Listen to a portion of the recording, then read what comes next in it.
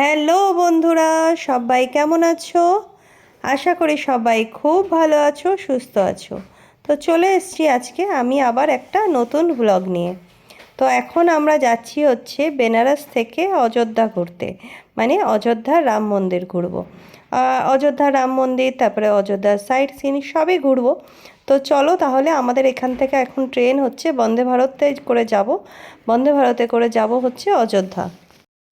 Banaras junction থেকে বন্দে ভারতের time হচ্ছে 9:20 AM, মানে সকাল 9:20 টাইম।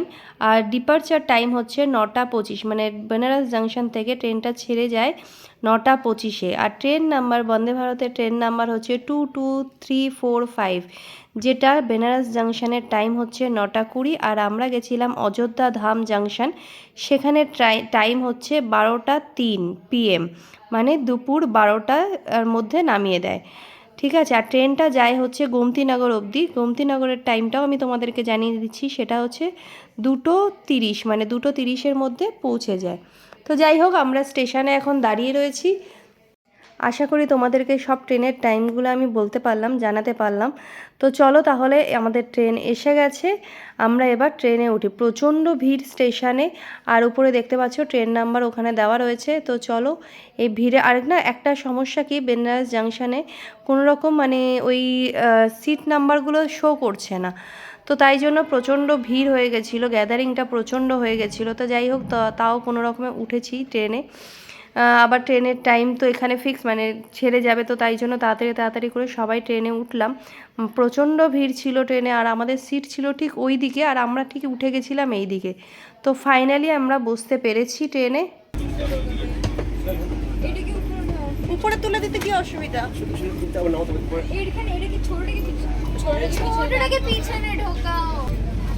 তো ফাইনালি আমরা বসতে পেরেছি, এত ভিড় ঠেলে ঠেলে বসেছি।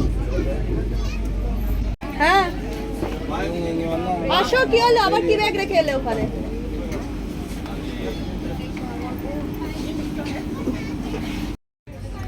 তো ট্রেনে ওঠার সাথে সাথে আমাদেরকে দিয়ে দিয়েছিল জলের বোতল, সাথে চলে এসছে আমাদের নাস্তা, মানে সকালের টিফিনটাও দিয়ে দিয়েছে। তো দেখতে পাচ্ছ এখানে দিয়েছে কেক, ব্রেড, সাথে আছে অমলেট, আর আলু চিপসগুলো যেগুলো থাকে তো সেগুলোও দিয়ে দিয়েছে। কফি পাউচ আছে, তো সেগুলো টুকটাক টুকটাক এগুলো সবই রয়েছে। Thank you.